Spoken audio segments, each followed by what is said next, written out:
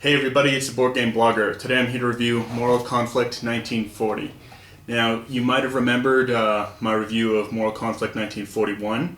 This is sort of a quicker, little more streamlined version. And if you remember my past review, I had some negative comments about the components, about the colors. Very difficult to see even if you're not colorblind. They fixed that issue here, and so this, I think it's a much better system because it's streamlined. Components are better. There's still a few minor component problems, and it's just it's a good game. It's sort of in the vein of Axis and Allies, 1942, that type of thing. But this adds a lot more dynamic components to the game.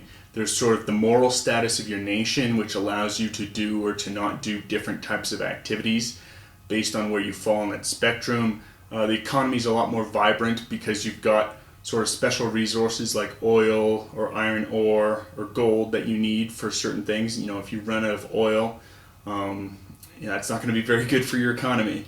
And so securing oil is really important in this game. And, it makes so much more sense than sort of Axis and Allies, where there's really not that important strategic locations, and why are you going for, the Caucasus and Axis and Allies? Here, it makes sense. You need that oil. And so you've got convoys that are part of that. You've got, hidden sub-movement. It's a really fun, exciting game. I think much better than Axis and Allies. The components don't look as nice. Axis and Allies has those nice, sculpted plastic miniatures. Here, this is just wooden pieces, but I think the gameplay is so much more exciting in this game. There's a few components issues, but it's generally pretty good. You've got two rule books, sort of the beginner rule book, and then you throw on the advanced rule book. We really want to play with the advanced rules. I think it's a lot more fun. Now, the rule books are written kind of in a casual style. It's not written in a war game style, so it's not super easy to find what you're looking for. They do have a table of contents and a little small index at the back, so you sort of are able to find things, but it's not written in a war game manual style. So it's a little bit more difficult to find stuff. I think for a novice gamer, it's more helpful. But if you're more familiar with like a wargame style rulebook, it's a little less easy to maneuver around. You've got some really good player aids. Each country will have sort of their own player aid. So here you've got the Germany production, your national status, because you can then develop technologies, and that's reflected in the armed forces. And so you've got some different colored units each country to sort of signify how technologically advanced are these units. Are these new panzers, or are these more advanced panzers, that type of thing.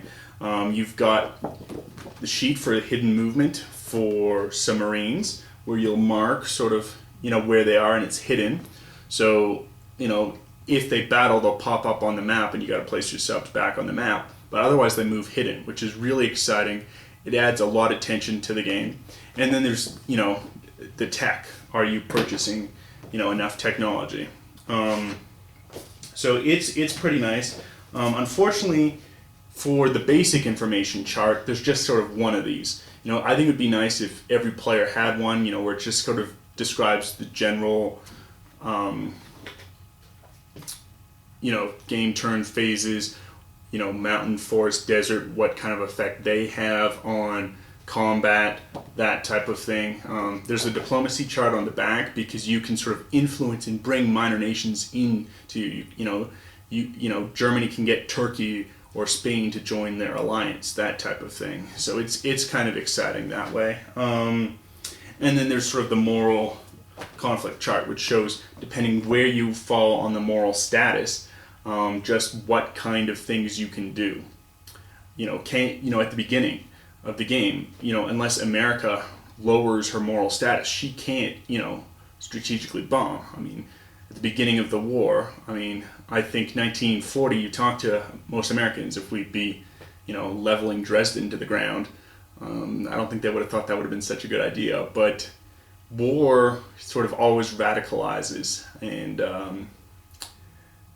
so that can be reflected here by lowering your moral status to enable you to do certain things. But then there's consequences. You know, the higher you are up on moral status, the easier it is to convince other nations to ally with you. That's kind of exciting. And finally in the game is the Soviet Union can join either side, and they can back out and, you know, be on their own path to victory, which is pretty fun. Components, you know, they're all wooden components. Game comes with a nice storage box, you know, where you can store the pieces you aren't using. You know, tip it upside down and it still, you know, stays together. So it's a nice little storage box. I found, however, that they don't give you quite enough pieces for the advanced game. You know, in the beginner game, you don't really have the different technology and the different pieces representing, you know, more advanced units. In this game you do, and I find there's a constraint on the pieces. So I think they could have given you a few more pieces. It would have been a little bit nicer. But why don't we take a look at how the game itself actually plays. So here's the board on setup. It's the spring of 1940. If we zoom in over here, we've got the moral status of the various nations and where they currently are at. So we've got, you know, Germany and the Soviet Union, Japan, and USA up here. And as you can see, the components, you know, we've got these wooden components, and they're not the nice sort of plastic minis of Axis and Allies. And I think that's one of the few things where this game isn't quite as good as Axis and Allies. I think in almost every other aspect, it's superior to Axis and Allies, but the wooden pieces. Additionally, the map can get kind of crowded, here, especially here at the beginning. So if we zoom in, and we've got, you know, Western Europe has yet to fall, and we've just got it stacked with pieces. We've also got it stacked with sort of special resources. Normally, resources only produced at the end of the year, in the winter phase of the year. And then, however you utilize that for your production, that's how your production is going to be set for the year. But we have some starting resources here. We've got gold and oil, sort of starting already on Western Europe. Big incentive for Germany to attack quickly. And then if we say zoom in on the Caucasus, we can see sort of that it produces 5 oil in the winter. So very important, very key for production. Now you can of course still produce without oil, but it's going to be at much less. So if we check sort of the economic chart, we've got sort of what level you can produce at when you're supplying with 1 unit of oil. So, you know, you need 1 unit of oil for first, you know, 20 PCs. And that's sort of production capacity that you're spending. And so it's very important to have oil, important to have the iron ore, otherwise you're going to have to reduce your level of production. So you sort of need 1 iron ore for every 25 production. Otherwise you can't produce at full capacity. You can reduce it down to 1 unit for 50 when you're not producing any C units or armored groups. But if you're producing other things, so there's sort of this scale, which is, I think, realistic and fun and interesting. So the very first part we have is the diplomatic stage of a phase. So the game, as we can see here, is broken down into various phases. We've got the diplomatic phase, the moral conflict phase, where you can readjust your moral status. You've got the economic phase, where you produce and trade resources, and, you know, purchasing resources from opponents is necessary. This is sort of one of the reasons why, you know, Sweden's very key. Germany needs that iron ore of Sweden.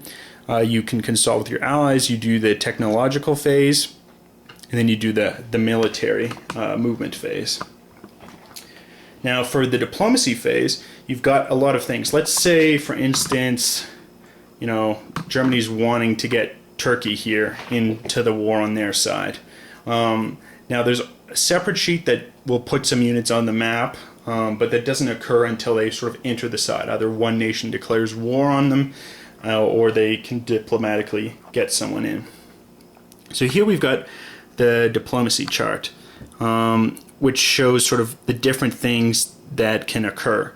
So based on the victory status that a nation's at, that will encourage them to join.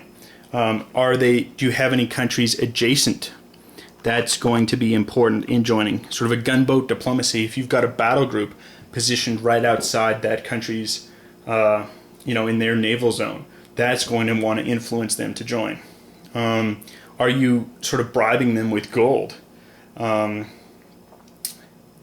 And where are you on the technological race? Have you developed the atom bomb? Well, that's not, they're much more likely to join you. And then additionally, there's sort of special circumstances for each country. Sort of for the Balkans, Germany gets a +3.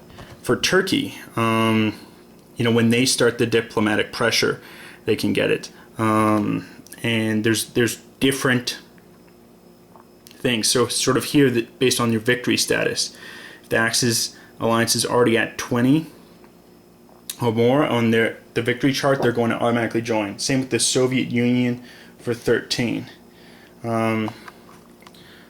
There's just neat things there.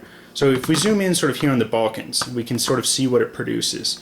It's got 7 production capacity. It's worth 1 for the victory points. It produces an oil and a grain. Now the grain aren't used in the game at all. Rulebook says this is going to be used in an expansion that will come.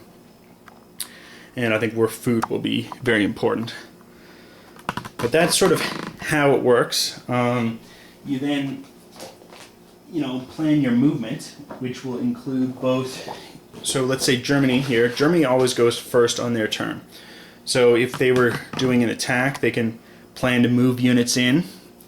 Additionally, when you move, everyone in your alliance moves. So it's like Germany, Italy, and Japan sort of can all plan and coordinate together. That's part of the alliance consultation. However, when you're at a low moral status, you can't sort of freely trade resources. Higher up nations can freely trade resources with each other, which is very important. As we look over here at America, they've got a ton of iron ore, a ton of oil, which is very important, to getting it to Britain, so that Britain can in fact produce. As you can see, one of the things here is it's just too crowded in Europe, and I wish that they had some sort of other locations to store units. Because if we zoom in here, we've got, say, the Fortress of Gibraltar. Gibraltar is here, owned by England, but there's also a space to store units for that. And they really needed some other spaces, some holding spaces in the ocean that, it's not really used very often, I think, to put on Greater Germany, Western Europe, Great Britain, that type of thing. You can also sort of see, sometimes it's a little more difficult to differentiate the units. So this small square here is an army, and this is the larger square is an army group. That's generally pretty easy to tell. However, I've found it's more difficult with the naval units. So if we zoom in here, I've got some naval units set out. Now these are all different naval units. So you've got the convoy, you've got the aircraft carrier, the submarine, and the battle group. When they're all up against each other, it's easier to tell what they are. But if they're just sort of in isolation, so what is this? That is a battle group, but sometimes it's difficult to instantly recognize what you're looking at. I think it would have been nice if the game had come with stickers or something to just put on the naval units to quickly tell what you're looking at. I think it would have been a lot easier. Obviously, getting the molds for minis is very expensive. I wouldn't really expect them to have that here. And using wooden pieces is fine, but sometimes the naval units are just a little too difficult to see. And as we can see, most spots really don't start with production. already there. But if we zoom in, say here, there's already oil produced, ready to be taken, in the Dutch East Indies, which is part of the empires. They've kind of thrown in France, Britain, Holland, all together as one representative in the game. And it's so vital to get those, via, convoy back to your home country where you're doing your production. Additionally, you can sort of railroad stuff through, but that can be interrupted through destruction, either through scorched earth policies or through strategic bombing. There's no sort of strategic bombers yet. The circles here are aircraft. And again, I just think Western Europe's, it's a little too cluttered to really see what's going on. But if we also zoom in here, we've got sort of the submarine set up. And so we know that Germany starts with submarines there. But, on Germany's turn, she's going to, have them submerge. And we'll say, where are we moving these to? So we want to move them maybe to A21. So we've done that sort of secretly. These come off the board, and the allied player does not know where we've moved them to. And it just adds a lot of tension. You can also sort of develop better tech for the submarines. And it adds a lot of flavor, a lot of excitement to the game. I'm sure you want to see sort of how the battle board works. So I'll set up a battle and we'll go through that.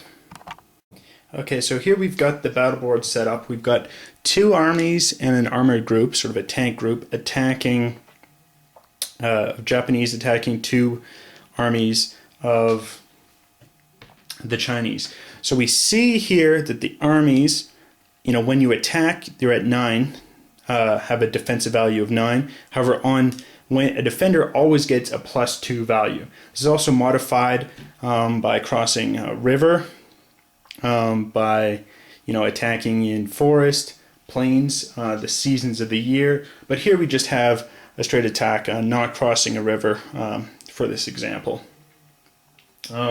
So you're going to choose sort of who you target. So the armies are going to target the armies, and now both of the Japanese armies have not been upgraded yet, so they just have a standard attack value of 3. So they're going to have 3 added onto their dice rolls, and it needs to get 11 to score a kill.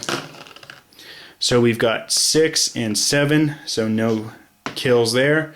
We then have the armored group that attacks. Now its attack value is 6 for the Japanese, and we roll, and we've got a 3. So that's just a 9. So that failed to hit. Now the Chinese armies will counterattack on the Japanese. Now they just need to get 9s to score. Again, their attack value is simply 3. So we've got 5 plus 3 is not enough. However, we do have a 6 plus a 3. So that wipes out 1 Japanese unit. Now the Japanese can choose to retreat, or they can choose to continue the fight. They're going to continue the fight.